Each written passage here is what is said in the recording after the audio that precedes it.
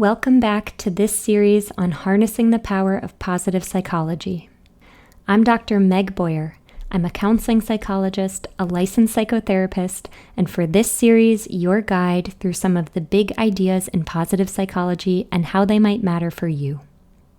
Today, we're talking about feelings, specifically feeling good. And really, what's so good about feeling good? Positive psychologists are especially interested in positive emotions. But before we dive into why, we've got to clarify what that even means. Because when we say positive emotions, we're not talking about morally good emotions or emotions that are somehow better than others. Positive and negative here don't mean good and bad. They mean pleasant or painful. To understand this more fully, we need to know that some psychologists conceptualize emotions as having two different components, arousal and valence. This is called, helpfully, the arousal-valence model of emotions, and it's basically a way of mapping emotions. Think of it as a grid, two axes. On the vertical axis, we have arousal, basically how much energy does an emotion have. Low arousal feels calm or slowed down. High arousal feels energized and revved up. On the horizontal axis, we've got valence, whether the feeling is pleasant or unpleasant. Left side, painful emotions. Right side, pleasurable ones. Put them together and you've got four quadrants. Bottom left, low arousal, painful feelings like sadness or boredom. Top left, high arousal, painful feelings like anger or fear. Top right, high arousal, pleasurable feelings like joy or excitement. Bottom right, low arousal, pleasurable feelings like calm or contentment. So when positive psychologists say positive emotions, what they're really talking about is the right side of the grid, the pleasant feelings, both the high energy ones and the calm ones. Any emotion that feels enjoyable to experience versus unenjoyable or painful. In fact, throughout today's episode and future episodes, you'll hear me refer to emotions in both these ways, either as positive or pleasurable, and negative or painful. This framing can help us remember that emotions are not good or bad. I want to underline this one more time. Pleasant emotions are not better than painful ones. Painful emotions have their own functions, their own value. They're part of being human. So what do emotions do for us anyway? One of the most well-known theories on the function of emotion is called the action tendency model. This theory says emotions prepare us for action. They put us in a state of readiness to move away from a stimulus or respond to a goal. Fear, for example, primes us towards fight or flight. Anger primes us for action or conflict.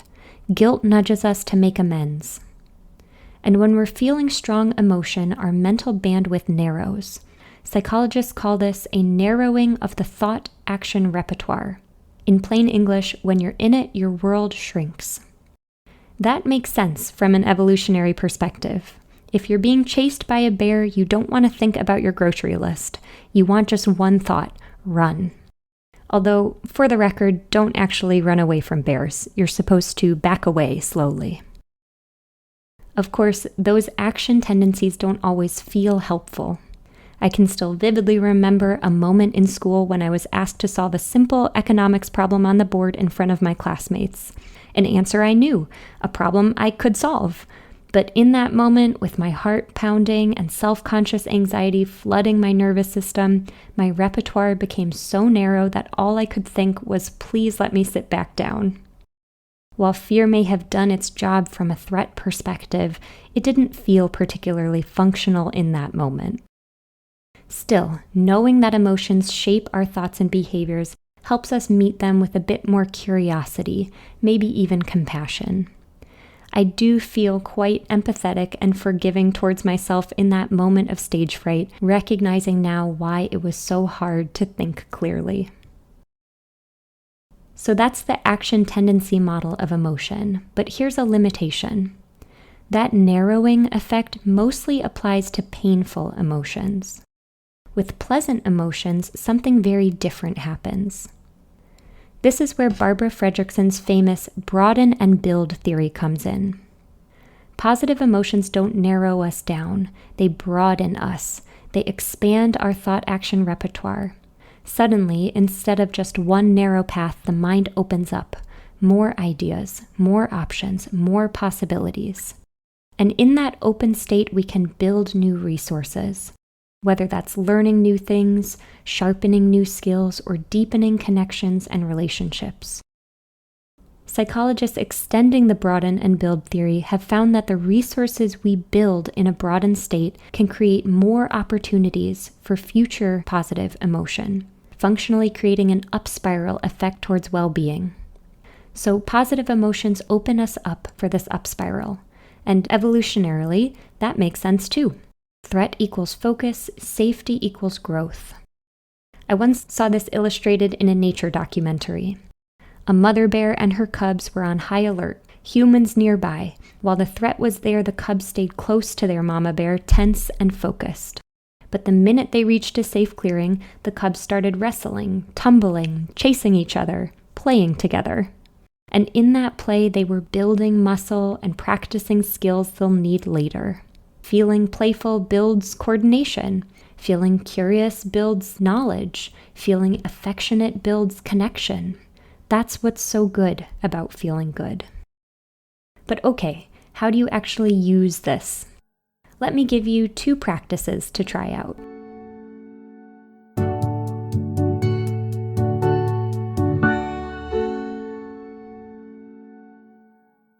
Practice 1, expanding emotional awareness.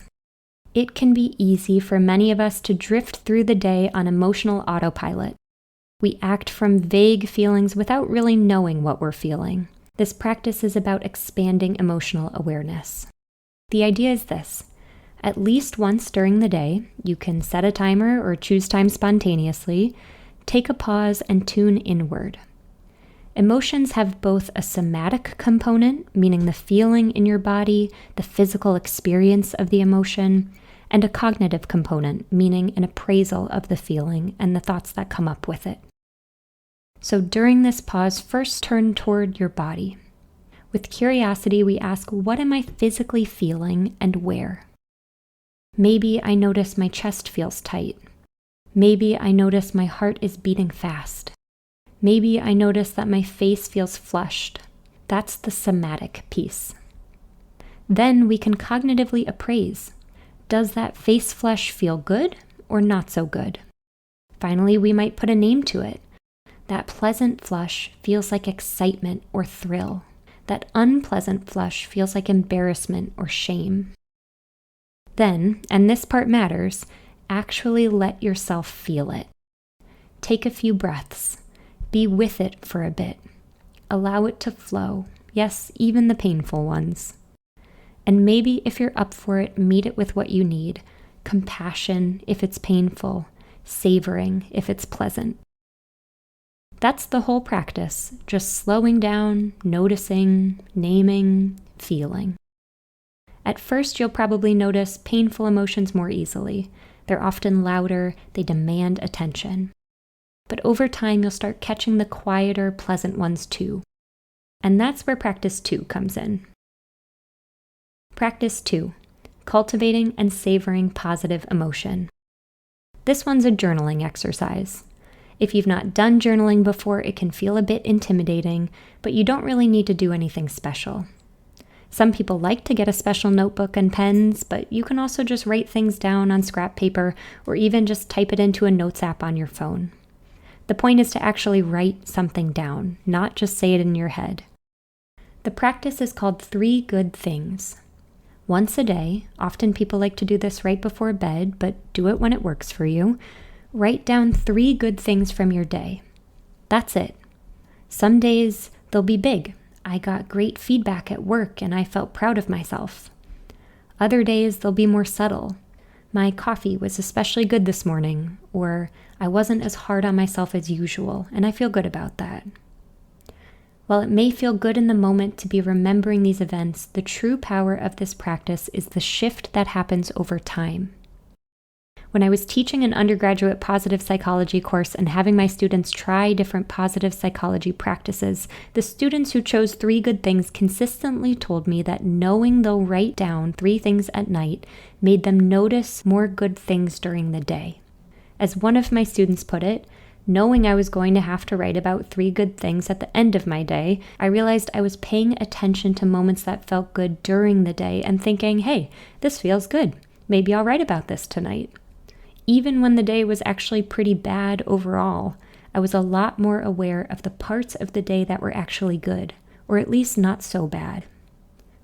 Another student shared that if nothing good had happened to him so far that day, he started going out of his way to try to make a good moment or have a little accomplishment that he could write about later, even if he just wrote about being glad he tried.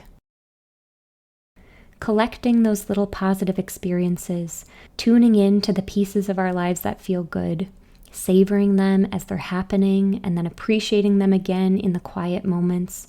Over time, this simple little practice can shift our focus towards more of those moments and more of those feelings.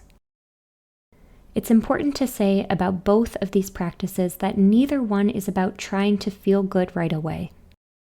Some chapters of our lives, positive emotions are harder to come by.